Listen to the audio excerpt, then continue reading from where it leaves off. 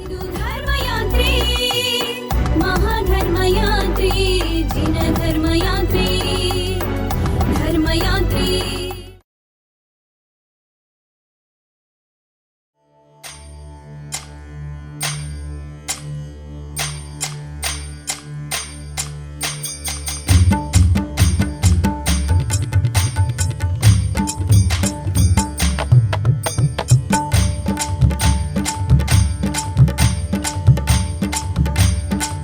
ಜೈ ಜಿನೇಂದ್ರ ವೀಕ್ಷಕರೇ, ಇಂದಿನ ಸಂಚಿಕೆಯಲ್ಲಿ ಅರಸೀಕೆರೆ ಸಹಸ್ರಕೂಟ ಜಿನಮಂದಿರದ ವಾರ್ಷಿಕ ಪೂಜಾ ಮಹೋತ್ಸವದ ಅಂಗವಾಗಿ ದಿನಾಂಕ 11/2/2026 ಸಹಸ್ರಕೂಟ ಜಿನಬಿಂಬಕ್ಕೆ 108 ಕಳಶಾಭಿಷೇಕ ಹಾಗೂ ಪಂಚಾಮೃತ ಮಹಾಭಿಷೇಕ ಪರಮಪೂಜ್ಯ ಸ್ವಸ್ತಿ ಶ್ರೀ ಭುವನಕೀರ್ತಿ ಭಟ್ಟಾರಕ ಭಟ್ಟಾಚಾರ್ಯವರ್ಯ ಮಹಾಸ್ವಾಮೀಜಿಗಳವರು ಶ್ರೀ ಕ್ಷೇತ್ರ ಕನಕಗಿರಿ, ಪರಮಪೂಜ್ಯ ಜಗದ್ಗುರು ಸ್ವಸ್ತಿ ಶ್ರೀ ಚಾರುಕೀರ್ತಿ ಪಂಡಿತಾಚಾರ್ಯವರೇ ಭಟ್ಟಾರಕ ಭಟ್ಟಾಚಾರ್ಯವರೇ ಮಹಾಸ್ವಾಮೀಜಿಗಳವರು ಶ್ರೀ ಕ್ಷೇತ್ರ ಶ್ರವಣಬೆಳಗೊಳ ಹಾಗೂ ವಿಚಾರಪಟ್ಟ ಕ್ಷುಲ್ಲಕ ಶ್ರೀ ಆನಂದಕೀರ್ತಿ ಮಹಾಸ್ವಾಮೀಜಿಗಳವರು ಶ್ರೀ ಕ್ಷೇತ್ರ ಕಂಬದಹಳ್ಳಿ ಇವರ ದಿವ್ಯ ಸಾನ್ನಿಧ್ಯದಲ್ಲಿ ಅಮೋಘವಾಗಿ ಜರುಗಿದ್ದು ಈ ಸುಂದರ ದೃಶ್ಯಾವಳಿಗಳನ್ನು ಇಲ್ಲಿ ನಿಮಗಾಗಿ ಸಂಕಲಿಸಲಾಗಿದೆ.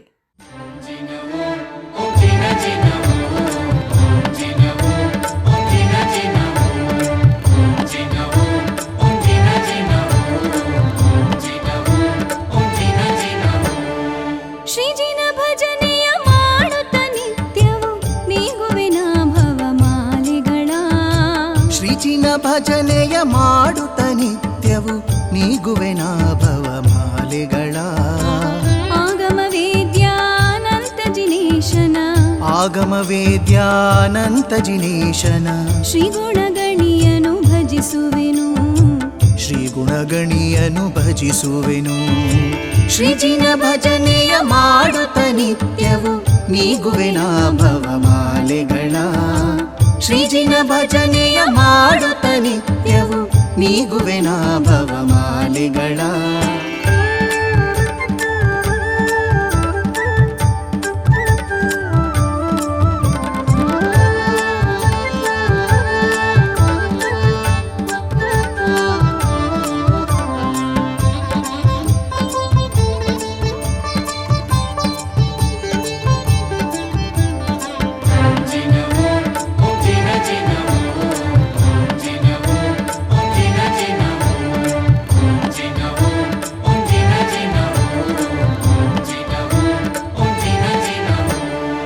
ಗುರುಗಳ ಗುರುವೇ ಜಿನತೀರ್ಥೇಶ್ವರ ಪರಮ ಪವಿತ್ರನ ಜಪಿಸುವೆನು, ಗುರುಗಳ ಗುರುವೇ ಜಿನತೀರ್ಥೇಶ್ವರ ಪರಮ ಪವಿತ್ರನ ಜಪಿಸುವೆನು. ದುರಿತ ದುಃಖ ಪಾರಾದ ಜಿನೇಶಗೆ, ದುರಿತ ದುಃಖ ಪಾರಾದ ಜಿನೇಶಗೆ ಸುರನರ ಪೂಜ್ಯನಿಗೆರಗುವೆನು, ಸುರನರ ಪೂಜ್ಯನಿಗೆರಗುವೆನು. ಶ್ರೀಜಿನ ಭಜನೆಯ ಮಾಡುತ್ತ ನಿತ್ಯವು ನೀಗುವೆನ ಭವಮಾಲೆಗಳ. ಶ್ರೀಜಿನ ಭಜನೆಯ ಮಾಡುತ್ತ ನಿತ್ಯವು ನೀಗುವೆನ ಭವಮಾಲೆಗಳ.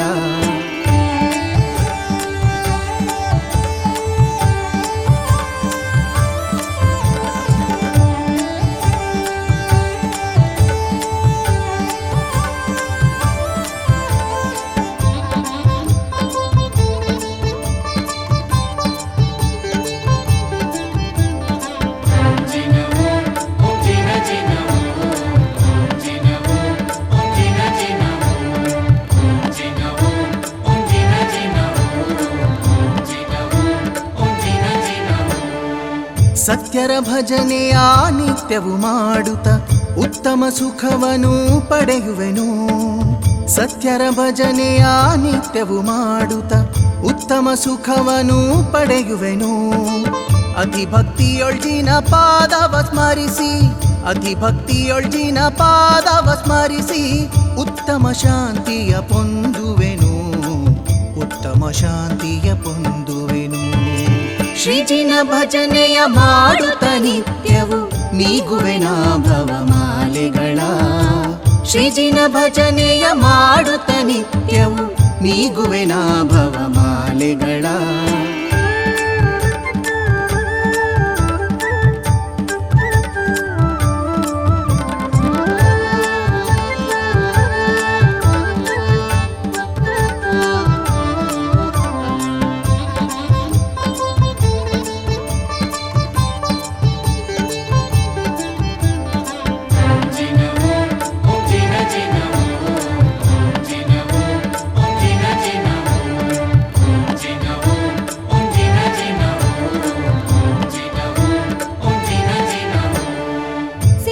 ಜ್ಞಾನಾಮೃತವನ್ನು ನೀಡುವ ವರಮುನಿ ಪದಗಳ ಸ್ಮರಿಸುವೆನು.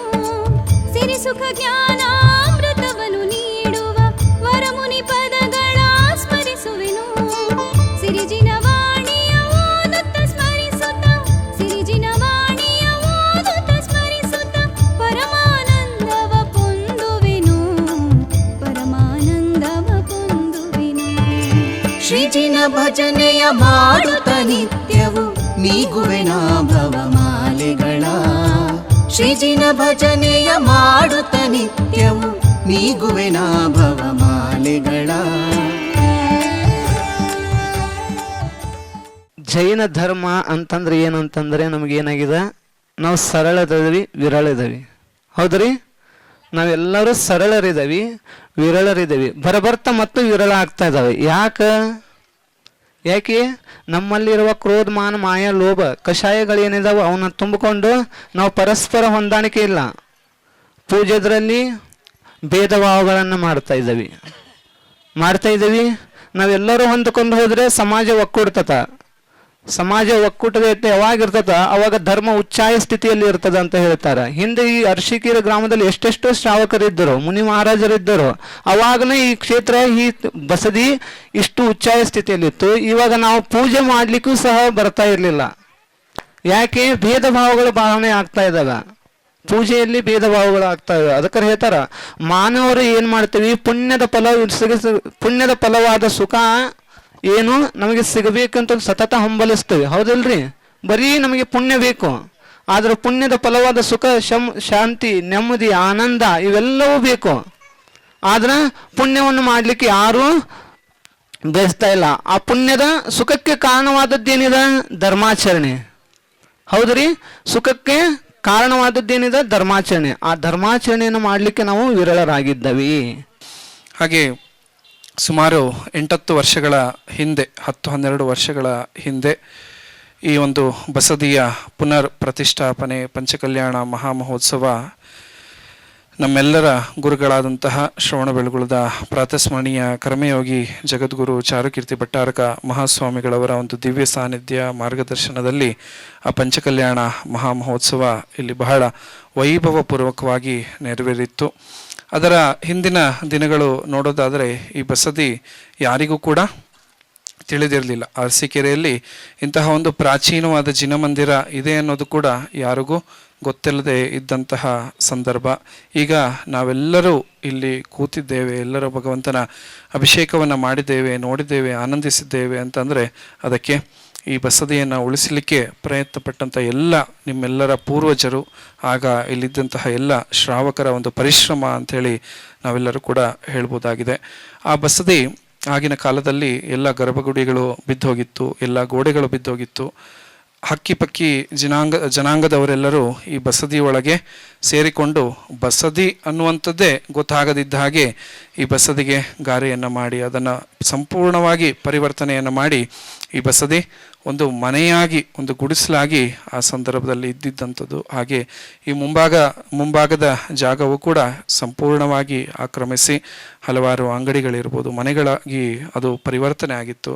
ಆ ಸಂದರ್ಭದಲ್ಲಿ ನಮ್ಮ ಗುರುಗಳಾದಂತಹ ಕರ್ಮಯೋಗಿ ಚಾರುಕೀರ್ತಿ ಸ್ವಾಮೀಜಿಯವರ ಒಂದು ಮಾರ್ಗದರ್ಶನದಲ್ಲಿ, ಹಾಗೆ ಧರ್ಮಸ್ಥಳದ ವೀರೇಂದ್ರ ಹೆಗಡೆಯವರ ಒಂದು ಧರ್ಮೋತ್ಥಾನ ಟ್ರಸ್ಟಿನ ಒಂದು ಸಹಕಾರದೊಂದಿಗೆ ಇಲ್ಲಿನ ಎಲ್ಲ ಶ್ರಾವಕ ಶ್ರಾವಕಿಯರು, ನಮ್ಮ ಏನು ಅಮ್ಮ ಇವತ್ತು ದೀಪ ಪ್ರಜ್ವಲನೆ ಮಾಡಿದರು ಅವರ ಪತಿಯವರು, ನಮ್ಮ ಈಗಿನ ಅಧ್ಯಕ್ಷರಾದ ಶಾಂತರಾಜ್ ಅವರ ತಂದೆಯವರು, ಜಿನದತ್ತ ಶೆಟ್ಟಿಯವರು, ಹಾಗೆ ಇನ್ನು ಹಲವಾರು ಇಲ್ಲಿದ್ದಂತಹ ಶ್ರಾವಕ ಶ್ರಾವಕಿಯರೆಲ್ಲರ ಒಂದು ಪರಿಶ್ರಮದಿಂದ ಈ ಒಂದು ಜಿನಮಂದಿರ ಉಳಿದಿದೆ ಅಂತ ಹೇಳ್ಬೋದು.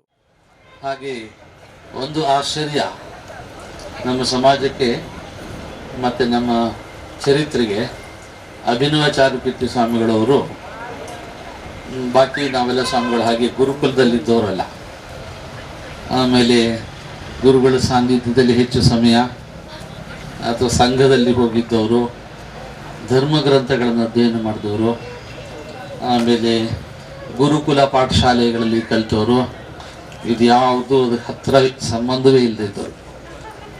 ಆದರೆ ಇವತ್ತು ಅದು ಎಲ್ಲರಲ್ಲಿಯೂ ಕೂಡ ಅವರು ಈ ಎಲ್ಲ ವಿದ್ಯೆಗಳು, ಸಂಸ್ಕಾರಗಳು, ವಿಚಾರಗಳು, ಇತಿಹಾಸಗಳು, ಆಮೇಲೆ ಗುರುಗಳ ಭಕ್ತಿ, ಧಾರ್ಮಿಕ ವಿಚಾರ, ಗ್ರಂಥಗಳು, ಇದನ್ನೆಲ್ಲವನ್ನು ಅತ್ಯಂತ ಸ್ವಲ್ಪ ಸಮಯದಲ್ಲಿ ಗ್ರಹಣೆ ಮಾಡಿಕೊಂಡಿರ್ತಕ್ಕಂಥ ಇವತ್ತಿನ ನಮ್ಮ ಸಮಾಜದ ಎಲ್ಲ ಏನಂತಲ್ಲ ಭಟ್ಟಾರಕ ಸ್ವಾಮಿಗಳವರಿಗೆ ಜೊತೆಗೆ ತ್ಯಾಗಿ ಮಾರ್ಗದವರಿಗೆ ಕೂಡ ಈಗ ಅಗ್ರ ಪಂಕ್ತಿಯಲ್ಲಿ ಬರ್ತಾ ಇರ್ತಕ್ಕಂಥ ಅಪರೂಪದ ಒಬ್ಬರು ಮಹಾಸ್ವಾಮಿ.